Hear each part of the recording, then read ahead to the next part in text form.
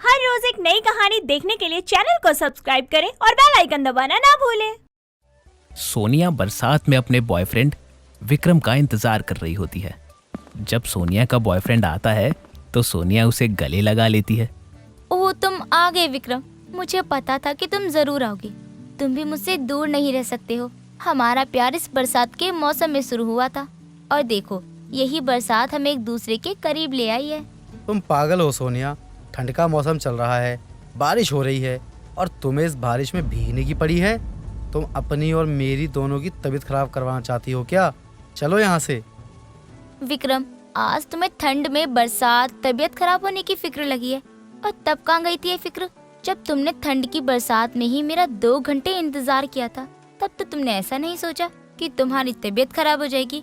और अब जब मैं तुम्हारी पहली बरसात याद दिला रही हूँ तो ये बोल रहे हो तुम। हाँ, क्योंकि तब मैं बहुत बड़ा पागल था, लेकिन अब नहीं हूँ। तुम यहाँ से चलो, हम कहीं बैठकर बात करते हैं। और अगर तुम्हें कहीं बैठकर बात नहीं करनी है तो कोई बात नहीं, हम बात ही नहीं करते हैं। सोनिया विक्रम की बात मान लेती है और वो दोनों एक कैफे में जाते हैं।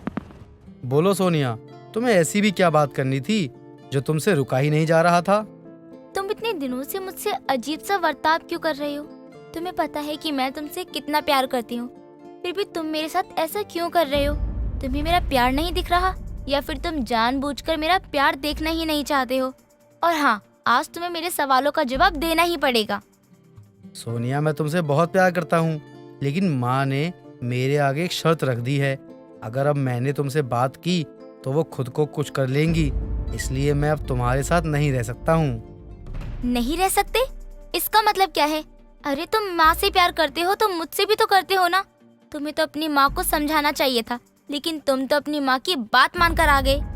दरअसल माँ ने मेरे लिए एक लड़की देखी है और मेरी शादी भी तय हो चुकी है। मैं ये सब बातें तुमसे छुपा कर ही रखना चाहता था, क्योंकि तुम्हें बुरा न लगे, लेकिन अब सही समय आ गया है कि ये बातें मैं तुम्हें बता दूं। हमारा साथ यहीं तक का था, अब हम दोनों के रास्ते अलग हो गए हैं। सोनिया, तुम मुझे भूल जाओ। नहीं विक्रम, तुम मत करो ऐसे। मैं तुमसे बहुत प्यार करती हूँ। मैं तुम्हारे बिना नहीं रह सकती, और मुझे पता है कि तुम भी मुझसे उतना ही प्यार करते हो। प्लीज ये सब मत करो विक्रम। सोनिया विक्रम के आगे रोने लगती है, लेकिन विक्रम उसे वहीं छोड़कर चला जाता है। विक्रम और सोनिया जब से अलग हुए थे तब से विक्रम भी अब शांत शांत रहने लगा था। ना वो ज्यादा किसी से बोलता था, ना अपने कमरे से बाहर आता। बस हर वक्त विक्रम अपने कमरे में ही रहता था। एक बार बहुत जोर से बारिश हो रही थी तो विक्रम अपने कमरे की खिड़की से बाहर देख रहा होता है। तभी विक्रम के कमरे में उसकी माँ अनीता आ जाती है। बेटा विक्रम, क्या बात है? आजकल तू बहुत परेशान सा रहता है। ना ही किसी से बोलता है और ना हंसता है। हर वक्त अपने कमरे में ही रहता है। तू इतना परेशान क्यों है मेरे बच्चे? माँ, आपको तो सब पता है, और सब पता होने के बाद भी ऐसे बोल रही हो जैसे आपको कुछ पता ही नहीं। खैर छोड़ो माँ, अब ये बात करने का कोई भी फायदा नहीं है। अच्छा, तो तू उस लड़की के पीछे खुद की जिंदगी खराब कर रहा है? माँ, वो कोई ऐसी वैसी लड़की नहीं है। सोनिया नाम है उसका, सोनिया, और मैं उससे बहुत प्यार करता हूँ। मैंने बस आपकी खुशी के लिए ही हाँ की है, वरना मैं शादी कभी भी नहीं करता। मैं बस इतना चाहती हूँ कि तू खुश रहे। पता नहीं कौन सा जादू कर दिया है उस लड़की ने तेरे ऊपर। तू अपनी माँ को ही जवाब दे रहा है। अरे, मैं तेरे कोई बुरे के लिए नहीं बोल रही हूँ और ना ही तेरा बुरा सोच रही हूँ। मैं तेरी माँ हूँ, तेरा भला ही चाहती हूँ। हाँ तो ठीक है ना, और क्या चाहिए माँ आपको? आपने कहा था उस लड़की को छोड़ दो, मैंने छोड़ दिया। अब आप ही बताओ, अब मैं ऐसा क्या करूं जिससे आपको संतुष्टि मिले? विक्रम इतना ज्यादा परेशान था कि अनीता उसे देखकर ही परेशान हो गई, लेकिन फिर भी अनीता अपने फैसले से पीछे नहीं हटी। अनीता अपने साथ विक्रम को शॉपिंग पर ले जाती है, जहां विक्रम को सोनिया दिखती है। सोनिया, कैसी हो तुम? मुझे किसी ने बताया कि तुम्हारी तबीयत खराब थी। तुम फिर से ठंड की बरसात में घूम रही थी क्या, तो तुम्हारी तबीयत फिर से खराब हो गई? विक्रम, तुम ऐसे क्यों बात कर रहे हो जैसे तुम्हें मेरी बहुत फिक्र है? तुमने तो मुझसे सारे रिश्ते ही खत्म कर दिए ना, फिर भी तुम मेरे बारे में सारी जानकारी क्यों रखते हो? कैसी बदतमीज लड़की है ये। तू इसके लिए ही मरा जा रहा था, और वो तेरी एक पैसे की इज्जत नहीं करती है। और तू लड़की सुन, मेरे बेटे की सगाई है, वो तुझे भूल चुका है।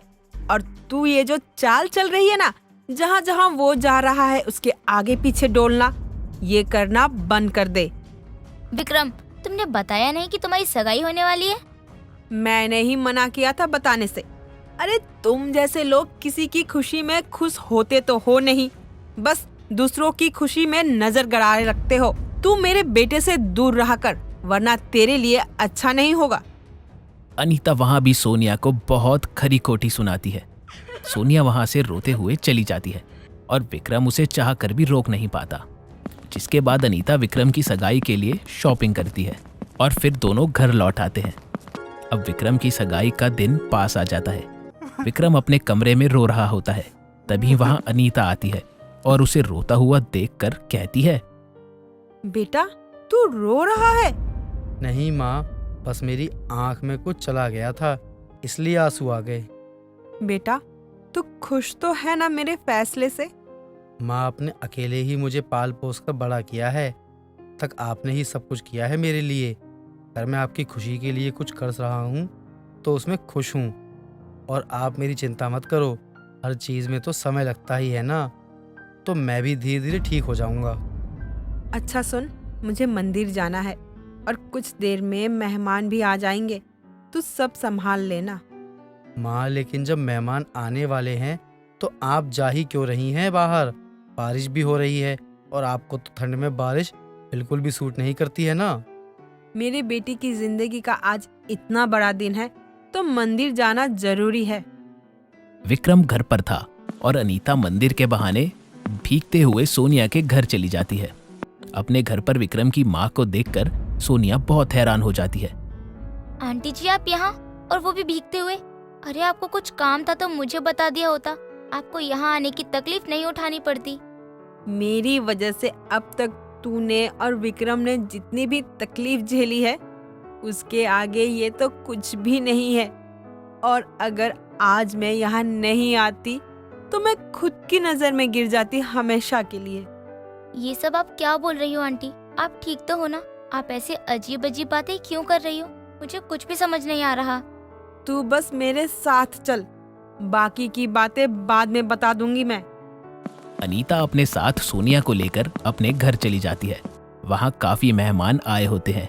अनीता और सोनिया दोनों ही बरसात में भीग चुके होते हैं। सोनिया को अपने घर देखकर विक्रम कहता है, सोनिया, तुम यहाँ क्या कर रही हो? माँ, सच में मुझे नहीं पता सोनिया यहाँ क्यों आई। सोनिया, आज मेरी सगाई है, मैं तुम्हारे आगे हाथ जोड़ता हूँ, कोई तमाशा मत करना। विक्रम, मैं यहाँ खुद नहीं आई हूँ, मुझे यहाँ तुम्हारी माँ ही लेकर आई है। क्या तुम्हें यहाँ माँ लेकर आई है? माँ, क्या सोनिया सच बोल रही है? हाँ सोनिया सच बोल रही है। मुझे पता है मैंने ही विक्रम को इस शादी के लिए दबाव दिया है और विक्रम बस मेरी खुशी के लिए अपने प्यार की कुर्बानी दे रहा है। लेकिन मैं विक्रम को ऐसे उदास और परेशान नहीं देख सकती। मतलब कि मैं तुम दोनों की शादी के लिए राजी हूँ। सोनिया, बरसातें हमारे लिए क्या क्या लाई हैं। पहले हमें एक दूसरे के करीब किया, फिर दूर भी किया, और अब ऐसे करीब किया कि हम दोनों के नसीब में जीवन भर का साथ लिख दिया। विक्रम और सोनिया दोनों ही बहुत ज्यादा खुश हो जाते हैं और अब अनीता उन दोनों की सगाई करवा देती है। दोस्तों, अगर आपको ये कहानी पसंद आई तो इसे लाइक करें, शेयर करें और कमेंट करके बताएं कि कहानी में आपको सबसे अच्छा क्या लगा।